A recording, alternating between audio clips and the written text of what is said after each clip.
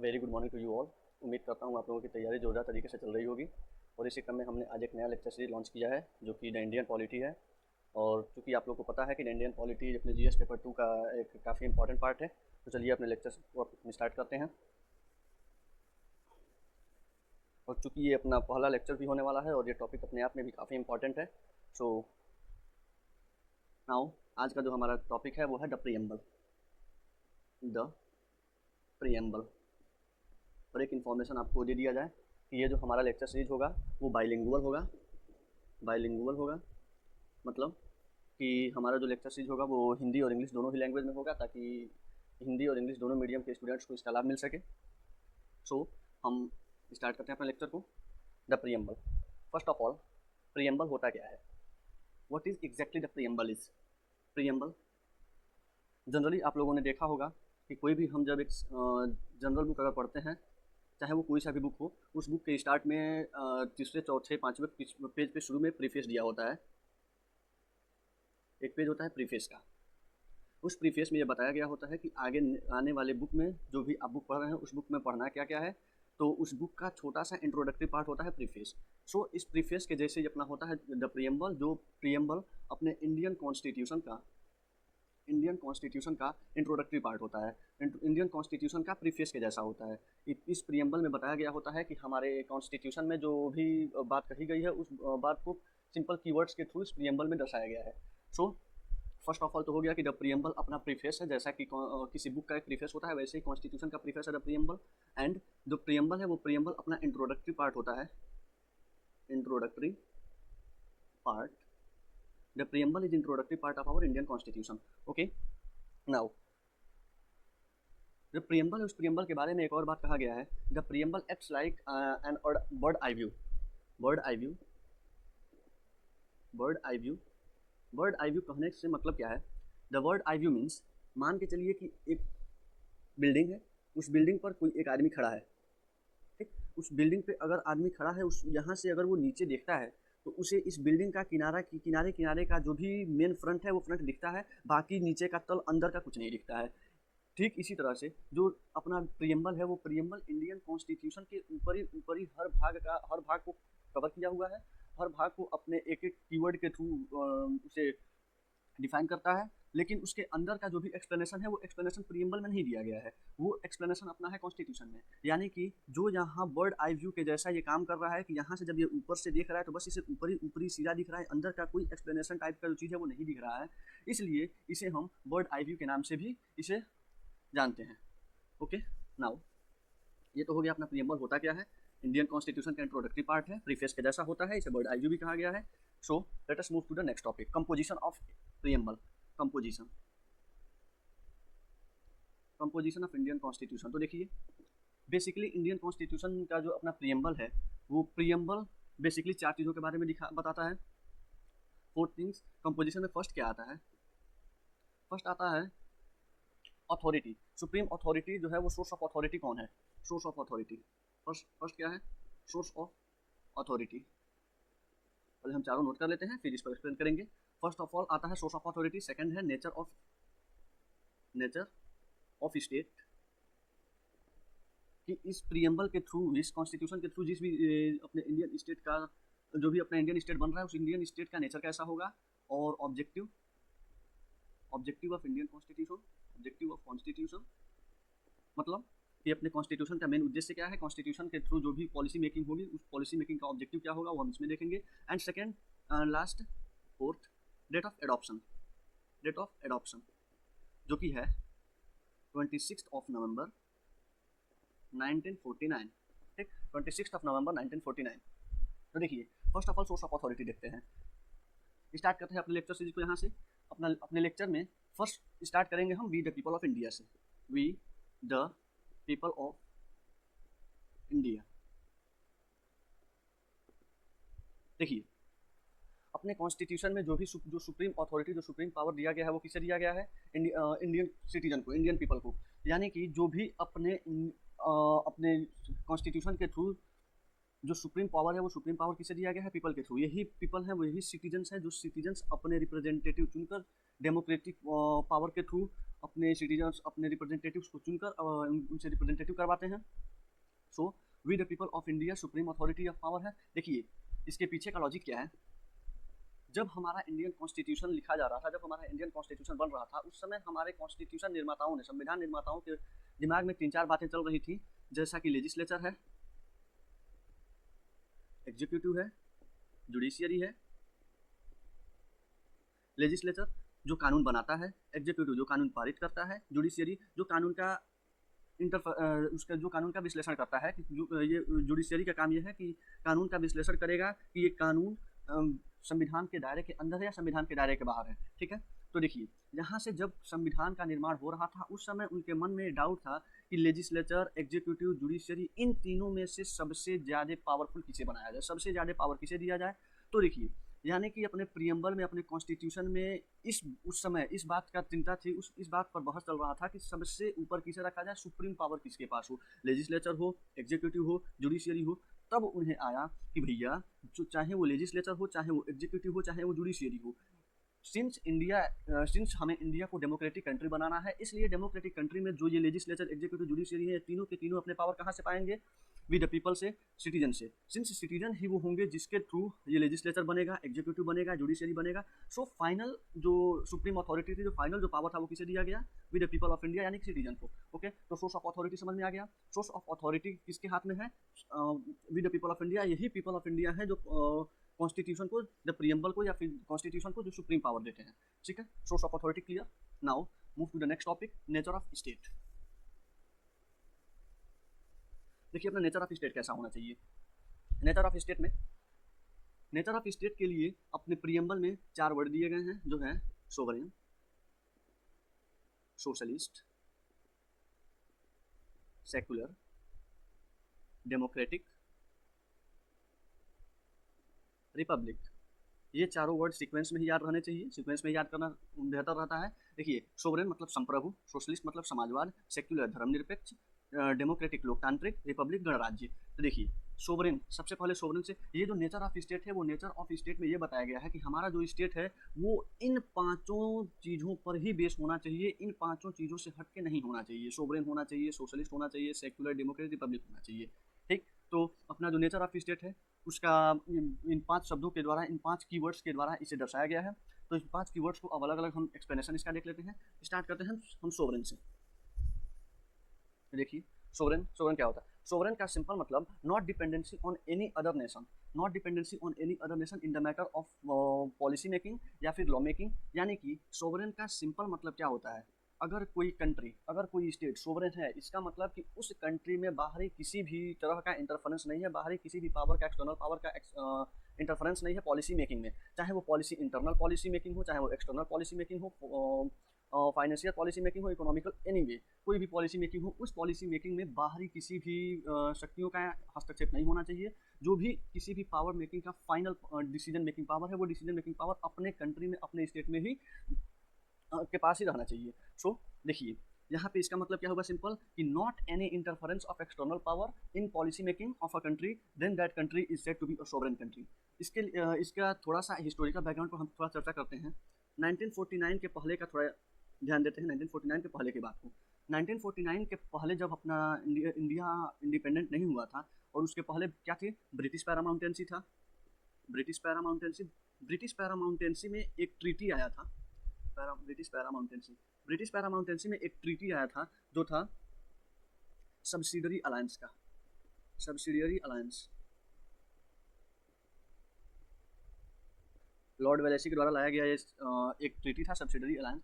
Basically subsidiary alliance में था क्या कि जो भी राजा, जो भी इंडिया का राजा, अपना इंडिया के किसी भी स्टेट का, किसी भी प्रोविंस का राजा जब ब्रिटिश के साथ सब्सिडरी अलायंस पर साइन कर देता था, तो उस सब्सिडरी अलायंस में साइन कर देने का मतलब कि वो अपने टेरिटरी को ब्रिटिश पावर के अंतर्गत उसे सौंप देता था। यानी कि अपना जो उनका फोर्स था, अपना जो आर्मी फोर्स था, उसे वो डिजॉल्व कर देते थे और ब्रिटिश फोर्स को एक्सेप्ट कर लेते थे। और ब्रिटिश फोर्स को एक्सेप्ट ही नहीं करते थे, उन ब्रिटिश फोर्स के मेंटेनेंस के लिए उन्हें पे भी करना पड़ता था।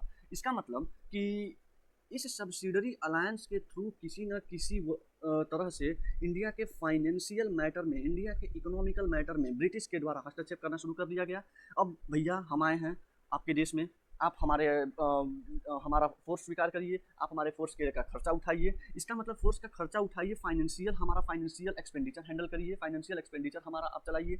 इसका मतलब कि कहीं ना कहीं इंडिया में फाइनेंशियल मैटर में ब्रिटिश अपना हस्तक्षेप करना शुरू कर दिए थे। तो देखिए, अभी हमने सोवरेन में पढ़ा क्या है कि सोवरेन कहता है कि चाहे वो फाइनेंशियल मैटर हो, चाहे वो इकोनॉमिकल, चाहे वो कोई भी मैटर का पॉलिसी मेकिंग हो, उस पॉलिसी मेकिंग में बाहरी किसी भी तरह की शक्तियों का, बाहरी किसी भी देश का हस्तक्षेप नहीं होना चाहिए।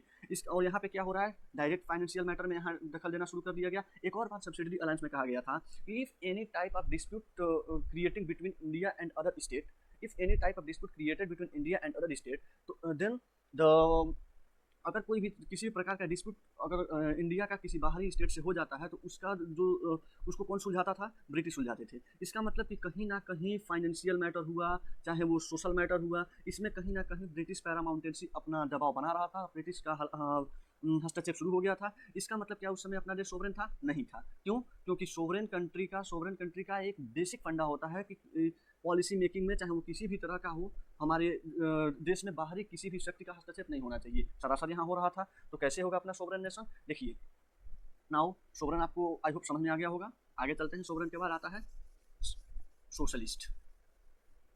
सोवरेन सोशलिस्ट,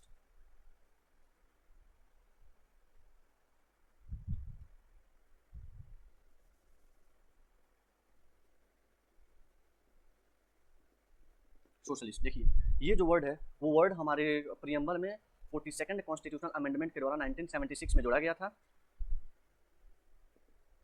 42nd कॉन्स्टिट्यूशन, ये शुरू से नहीं था। 46 कॉन्स्टिट्यूशनल अमेंडमेंट एक्ट ऑफ 1976 जब संविधान लिखने के बाद जब प्रियम्बल लिखा गया, उस समय अपने प्रियम्बल में 3 वर्ड मौजूद नहीं थे जो इस समय हैं। वो अभी हम आगे चर्चा करेंगे जब अमेंडेबिलिटी के बारे में पढ़ा जाएगा। तो अभी देखिए, सोशलिस्ट, जो सोशलिस्ट वर्ड है वो पहला वर्ड प्रियम्बल का है जो 42nd कॉन्स्टिट्यूशनल अमेंडमेंट के द्वारा जोड़ा गया था। ये शुरू से नहीं था। सिंपल अगर सोशलिस्ट के बारे में हम समझ लेते हैं। सोशलिस्ट का मतलब होता है welfare in the society. Welfare in the society कहने का मतलब कि सोशलिस्ट वर्ड प्रियम्बल में लिखने का, प्रियम्बल में दर्शाने का तात्पर्य ये था कि डायरेक्ट जो कॉन्स्टिट्यूशन मेकर्स थे वो हमसे, हमारे देश से ये उम्मीद कर रहे थे कि जो भी हमारे देश में लॉ मेकिंग होगा, जो भी पॉलिसी मेकिंग होगा, वो सोशलिस्ट बेस पे होना चाहिए। सोशलिस्ट कहने का मतलब कि लोक कल्याणकारी होना चाहिए। इसका मतलब कि जो भी पॉलिसी मेकिंग बनेगा, जो भी लॉ मेकिंग होगा, वो पॉलिसी लोगों के कल्याण के लिए, बिना किसी तरह के भेदभाव के, बिना किसी तरह के डिस्क्रिमिनेशन के, ये पॉलिसी हर एक पर इक्वल लागू होना चाहिए। सोशलिस्टिक बेसिस होना चाहिए। देखिए, लोक कल्याणकारी कब होगा? जब किसी भी प्रकार का सरकार के द्वारा लाया गया स्कीम, चाहे वो सब्सिडी देना हुआ, चाहे वो किसी प्रकार का सोशल स्पेंडिंग हुआ, इन सभी स्कीम का इंडिया के हर एक सिटीजन्स को, एवरी सिटीजन को बिना किसी डिस्क्रिमिनेशन का उन्हें हर एक सिटीजन को इसका लाभ मिलना चाहिए। यही सोशलिज्म का बेसिक था। सोशलिज्म जब यहाँ पे निर्माण कर रहे थे, जो भी हमारे कॉन्स्टिट्यूशन मेकर थे, वो कॉन्स्टिट्यूशन मेकर हमारे देश से इसी बात का उम्मीद किया था कि हमारा जो भी कॉन्स्टिट्यूशन होगा, वो कॉन्स्टिट्यूशन के अंदर के दायरे में जो पॉलिसी मेकिंग होगा वो सोशलिस्ट बेस होना चाहिए, कैपिटलिस्ट बेस नहीं होना चाहिए। कैपिटलिस्टिक बेसिक का कोई भी पॉलिसी मेकिंग नहीं होना चाहिए। कैपिटलिस्टिक में क्या होता है कि कैपिटलिस्टिक में जो भी पॉलिसी मेकिंग होगा, जो भी नियम बनेगा, उस नियम में प्रॉफिट मेन होता है कि अगर जो भी हम स्कीम लगाए हैं, उस स्कीम में अगर गवर्नमेंट को उससे लाभ हो रहा है, गवर्नमेंट को उससे प्रॉफिट हो रहा है तो ही चलेगा, अदरवाइज नहीं चलेगा। ऐसा नहीं होना चाहिए। गवर्नमेंट का लाभ नहीं देखना है, यहाँ सिटीजन का लाभ देखना है। सिंस गवर्नमेंट का सोर्स ऑफ अथॉरिटी कौन है?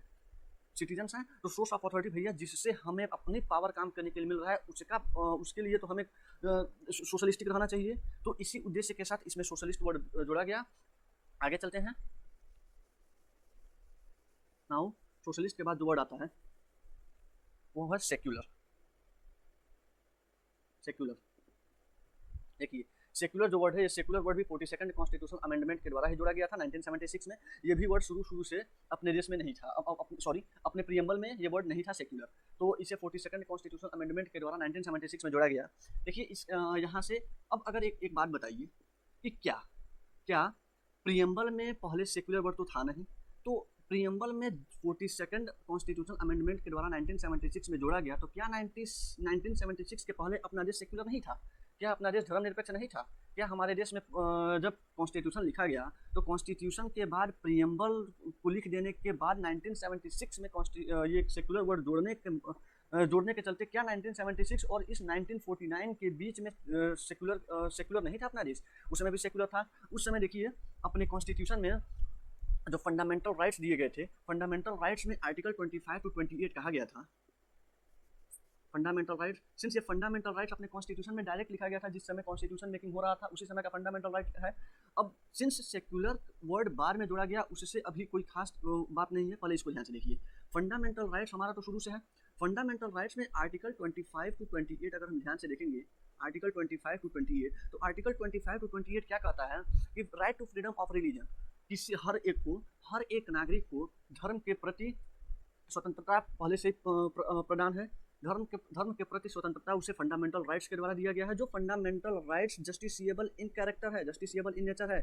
जस्टिसिएबल का मतलब कि अगर कोई चाह रहा है कि हमें अपना धर्म बदलना है, कोई चाह रहा है कि हम अपने धर्म के स्वतंत्रता के हिसाब से हम अपना धर्म बदल सकते हैं, और तो उसे किसी भी प्रकार का रोक नहीं है, उसे कोई भी रोक नहीं सकता। जस्टिसिएबल का मतलब यही होता है कि किसी भी प्रकार का अगर कोई बात जस्टिसिएबल है तो इसका मतलब कि उसे कोर्ट के द्वारा उसे लागू करवाया जा सकता है। कोई भी अगर रोके तो हम डायरेक्ट सुप्रीम कोर्ट जा सकते हैं, वहाँ हम उसके प्रति अपना अपील कर सकते हैं। तो फंडामेंटल राइट में 25 टू 28 अगर पहले से ही ये हमें प्राप्त है कि right to freedom of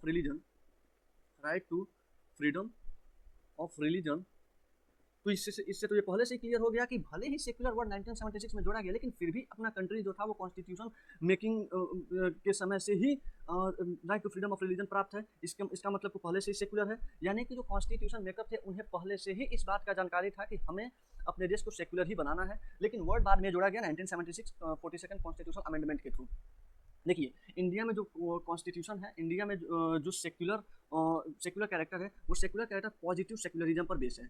positive secularism का मतलब कि हर एक नागरिक को एक्सेप्ट हिज स्ट्रेंथ, उसका मजबूती देखने का मतलब कि वो अमीर है कि गरीब है, वो किस कैटेगरी का है, उसके किसी भी तरह के बेसिस पर सेक्युलरिज्म में कोई डिस्क्रिमिनेशन नहीं होना चाहिए कि किसी भी प्रकार का सेक्युलरिज्म में धर्म के नाम पर उससे किसी भी प्रकार का भेदभाव नहीं होना चाहिए।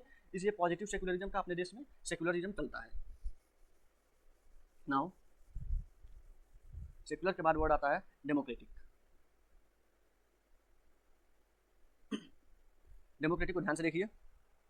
डेमोक्रेटिक जो अपना वर्ड है, वो डेमोक्रेटिक वर्ड तो शुरू से ही और कोई वर्ड आए तो आए चाहे ना आए, और ये डेमोक्रेटिक वर्ड शुरू से ही हम क्लास 6-7 से ही भर के डेमोक्रेटिक पढ़े हुए हैं। 9th और 10th का अपना एनसीईआरटी बुक कम्प्लीटली इसी पर बेस है। तो डेमोक्रेटिक पढ़ने का मतलब, डेमोक्रेटिक का मतलब सिंपल क्या होता है कि direct possession of supreme power by the people. Possession of supreme power, इसका सीधा मतलब possession of supreme power by the people. इसका मतलब क्या है कि जो भी लॉ मेकिंग होगा, जो भी रिप्रेजेंटेशन करने वाला है, इन सब का जो डायरेक्ट डिसीजन मेकर होगा, वो भले ही डायरेक्ट हो या इनडायरेक्ट हो, जो भी डिसीजन मेकिंग करने वाला जो बॉडी होगा वो कौन होगा, किसके थ्रू डेमोक्रेसी बनता है? सिटीजन के द्वारा, पीपल के द्वारा। तो देखिए जो भी लॉ मेकिंग अथॉरिटी है, वो लॉ मेकिंग अथॉरिटी डेमोक्रेसी ऐसे किस देश को कहते हैं? ऐसे देश को डेमोक्रेसी कहते हैं जिस देश में नागरिक ही अपने रिप्रेजेंटेटिव का रिप्रेजेंटेशन कर रहे हो, लॉ मेकिंग में डायरेक्ट भाग ले रहे हो, ऐसे देश को क्या कहते हैं? डेमोक्रेसी कहते हैं। अरे भैया डेमोक्रेसी में क्या है? डायरेक्ट हमने लॉ मेकिंग अथॉरिटी किसे बनाया हुआ है? लॉ मेकिंग अथॉरिटी अपना लेजिस्लेचर है। लेजिस्लेचर कौन है? पार्लियामेंट। लेजिस्लेटिव बॉडी कौन है? पार्लियामेंट। पार्लियामेंट में कौन कौन है? लोकसभा, राज्यसभा, ये सब आगे आएगा अपने आगे के लेक्चर्स में। सब ये लोकसभा हुआ, राज्यसभा हुआ, डीपीएसपी, फंडामेंटल राइट्स, हम सब पर चर्चा करेंगे। लेकिन यहाँ पे बस ब्रीफ डिस्क्रिप्शन देखते हैं कि लेजिस्लेचर, जो भी लेजिस्लेटिव पावर है, जो भी हमने अपना कानून मेकिंग जो पावर है, वो कानून मेकिंग का पावर किसे दिया हुआ है? पार्लियामेंट का। पार्लियामेंट में कौन कौन है? लोकसभा और राज्यसभा। लोकसभा और राज्यसभा के जो भी मेंबर हैं, वो मेंबर कहाँ से आते हैं? ये सिटीजन ही तो चुनते हैं। ये जो इंडियन पीपल, जो इंडियन सिटीजन है, यही तो चुनते हैं। वो डायरेक्ट इलेक्शन होता हो या इनडायरेक्ट इलेक्शन होता हो, नहीं फर्क पड़ता है। चाहे वो डायरेक्ट इलेक्शन से, चाहे वो इनडायरेक्ट इलेक्शन से, चुने तो जा रहे हैं लोग के द्वारा ही। यानी कि यहाँ पे बैठे हुए लोग जो पॉलिसी मेकिंग कर रहे हैं, जो लॉ मेकिंग कर रहे हैं, वो लॉ मेकिंग किसके रिप्रेजेंटेटिव हैं? पीपल के रिप्रेजेंटेटिव हैं, यानी कि इनडायरेक्टली पीपल ही तो, ये सिटीजन ही तो हैं जो अपना लॉ मेकिंग कर रहे हैं। इसका मतलब कि डेमोक्रेसी उस देश को कहते हैं, डेमोक्रेसी ऐसे स्टेट को कहते हैं जिस स्टेट में जो लॉ मेकिंग अथॉरिटी है, जो लॉ मेकिंग पावर है, वो लॉ मेकिंग पावर किसके हाथ में होना चाहिए? पीपल के हाथ में होना चाहिए। ओके, अब देखिए डायरेक्ट जो अपना डेमोक्रेसी है, वो डेमोक्रेसी दो तरह का होता है, एक डायरेक्ट डेमोक्रेसी, एक इनडायरेक्ट डेमोक्रेसी। डायरेक्ट डेमोक्रेसी का मतलब जो भी अपना लॉ मेकिंग पावर होगा, वो लॉ मेकिंग पावर में जो सिटीजन है वो सिटीजन डायरेक्ट भाग लेते हैं। जैसा कि स्विट्जरलैंड में है, स्वीडन में है, यहाँ पे क्या होता है कि अपने नागरिक को तो सिटीजन चुनते ही चुनते हैं, ये तो बेसिकली है, लेकिन वहाँ पे कौन सा लॉ बनेगा, कौन सा लॉ नहीं बनेगा, किस लॉ को पास करना चाहिए, किस लॉ को पास नहीं करना चाहिए, इसका भी डिसीजन यहाँ पे न होकर डायरेक्ट सिटीजन ही करते हैं। डायरेक्ट सिटीजन ही ये डिसाइड करते हैं कि कौन सा लॉ बनना चाहिए, कौन सा लॉ नहीं बनना चाहिए। और इनडायरेक्ट इलेक्शन में क्या है, इनडायरेक्ट डेमोक्रेसी में क्या है कि यहाँ पे रिप्रेजेंटेशन तो होता है लोगों के द्वारा, लोग ही अपने रिप्रेजेंटेटिव को चुनते हैं, लेकिन यहाँ पे जो फाइनल लॉ मेकिंग पावर है, वो लॉ मेकिंग पावर पीपल्स के रिप्रेजेंटेटिव के हाथ में होता है। ठीक है, यहाँ पे जो लॉ मेकिंग का जो पावर होगा, वो लॉ मेकिंग में पीपल डायरेक्ट इन्वॉल्व नहीं होंगे। यहाँ सिटीजन के द्वारा रिप्रेजेंट किए गए लोकसभा और राज्यसभा के जो मेंबर्स हैं, जिनके द्वारा रिप्रेजेंट किए गए रिप्रेजेंटेटिव है, वो इसमें भाग लेते हैं इनडायरेक्ट डेमोक्रेसी के लॉ मेकिंग में। So now I think democracy समझ में आ गया होगा। आगे चलते हैं। रिपब्लिक,